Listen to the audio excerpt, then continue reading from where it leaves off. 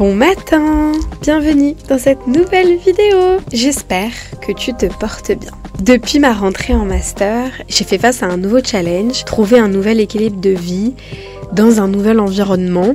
En plus de la rentrée où j'essaye de me reconcentrer sur moi-même, il y a beaucoup de choses que tu fais pour la première fois, tu vas la première fois en cours, tu fais tes courses pour la première fois, tu prends toutes tes nouvelles habitudes. Et parmi toutes ces choses qui t'arrivent pour la première fois, il faut aussi que tu te concentres sur le présent, sur ce que tu es en train de faire et sur ce que tu vas accomplir. Ton master. Mon master me plaît, j'aime mes cours et j'essaye aussi de prendre du recul et d'analyser mes cours tout en restant dans mon présent et en vivant mon maintenant tranquillement. Mais j'ai l'impression qu'il y a toujours plus en jeu. Il y a maintenant pour l'après et non plus du maintenant pour maintenant. Le maintenant, il est toujours utile à l'après. Dès qu'on parle d'utiliser notre présent pour le futur, j'ai l'impression, en tout cas je le vis un petit peu comme si c'était une course. Qui sera le premier, qui saisira des opportunités, qui arrivera à faire des stages, qui créera du networking.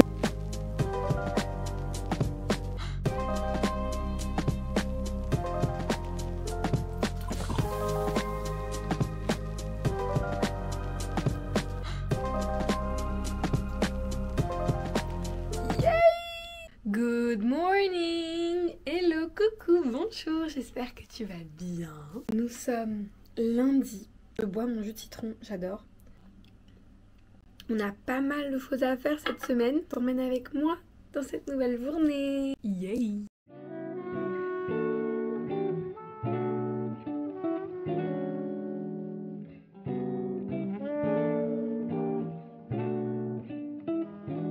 Alors on essaye tous de rentrer dans le moule quoi. On fait notre CV à jour, on fait des ateliers de carrière, on recherche des gens sur LinkedIn, on fait des candidatures pour faire des stages, on fait des lettres de motivation, on essaye d'améliorer sa diction, on concrétise son projet professionnel, on définit des plans de carrière. Et tout ça, ça commence à faire beaucoup trop. Surtout quand tu es un petit peu comme moi et que t'es perdu. Sans oublier que tout le quotidien te poursuit malgré toi.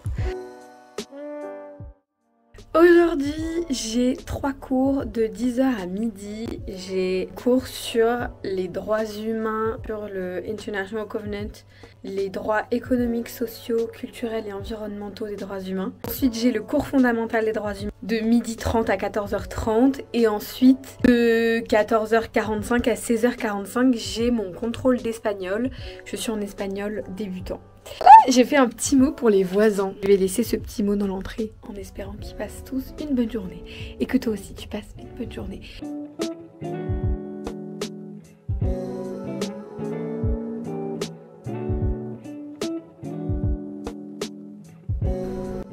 J'ai décidé de sortir un peu, d'aller travailler au parc.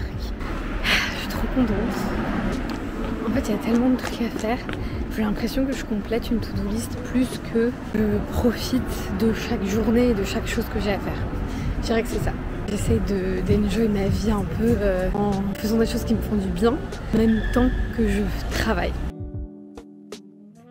Tu dois continuer à entretenir ta vie, ton master, tes études, tes pensées, tes amitiés, ton chez-toi. Et aucune solution miracle n'existe. En tout cas, j'en ai pas trouvé. Ma résolution pour calmer ma voix dans ma tête, c'est de me reconnecter à l'essentiel, de prendre du recul, de la distance sur ce que je suis en train de faire, de mon milieu privilégié d'étudiante à Sciences Po, de mes cours, du monde professionnel. Juste me poser la question, est-ce que j'aime concrètement mon présent, mes relations ? Est-ce que j'aime ce que je deviens ?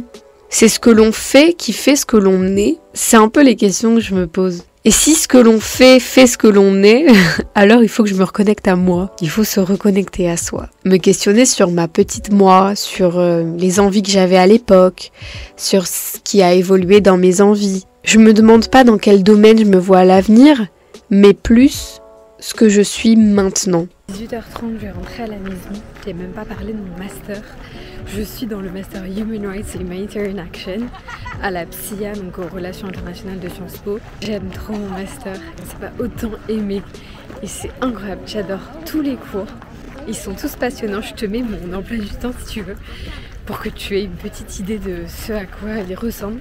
On n'a pas beaucoup de cours, mais très poussés parce qu'il y a plein de readings à faire. Je trouve ça tellement passionnant parce qu'on va vraiment dans les détails du droit humain, du droit international. J'adore mon master, je me sens trop bien. Mais ce qui est aussi un peu stressant avec mon master, c'est qu'il y a une vraie professionnalisation dans le sens où on t'encourage à avoir des expériences pour ton avenir. J'ai pas d'avenir précis, évident, je sais pas forcément ce que je veux faire. Beaucoup de choses m'intéressent, ça qui m'angoisse du coup parce que j'ai l'impression d'être perdue. En plus, il y a une compétition qui s'installe avec tous les autres étudiants parce qu'on veut tous globalement un bon stage ou des bonnes expériences. Et donc c'est un peu la guerre des stages, c'est pas agréable. Enfin, l'horloge tourne, le temps n'est pas extensible. Il faut se décider sur dans quel secteur tu veux aller travailler pour essayer d'avoir des stages, pour te faire à l'idée ce que ça va être ton travail si tu décides d'aller travailler dans ces secteurs-là. Il faut déjà avoir des petites idées et quand on n'a pas, c'est vraiment dur. C'est un peu le stress. En plus, Sciences Po nous envoie beaucoup de messages. Là, il y a des forums carrières, on parle beaucoup de ton avenir et on te dit que ça va être assez rapide et que tu vas rentrer dans la vie active très vite. C'est stressant. Fondamentalement, je pense que c'est le système dans lequel on évolue, où on est dans notre petite bulle entre Sciences Pistes et donc on auto-entretient ce stress. Faire un pas sur le côté et prendre de la distance en se disant on est en master, c'est normal de ne pas avoir d'expérience professionnelle. Parfois ça fait du bien aussi, mais comme on est tout le temps dans le système Sciences Po, ça ne nous vient pas forcément naturellement. Je me demande juste qu'est-ce que j'aime dans mon présent, ce que je vis avec davantage d'amour dans mon quotidien, ce qui me fait vibrer, ce qui me donne envie de me lever le matin, quelles sont les émotions qui m'animent quand je fais telle ou telle activité. Je dirais que c'est pas forcément se reconnecter au présent pour se déconnecter de son avenir, mais c'est se questionner sur ce que l'on est déjà maintenant, juste être soi pour le bonheur de vivre l'instant présent. Je n'ai pas emmené ma caméra, mais je suis allée à la danse au studio.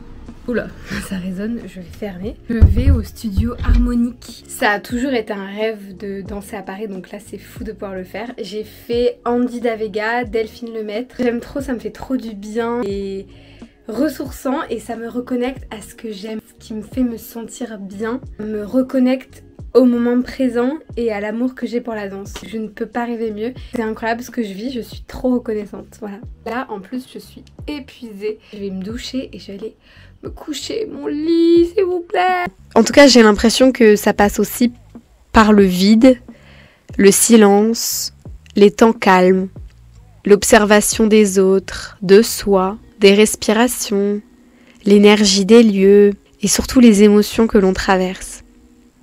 À vouloir courir trop vite, on peut sûrement se perdre en route. J'aimerais plutôt faire attention à mes moments présents, à ce maintenant qui ne reviendra jamais. Déjà pour profiter du moment présent, mais surtout parce que l'avenir réside aussi dans notre présent.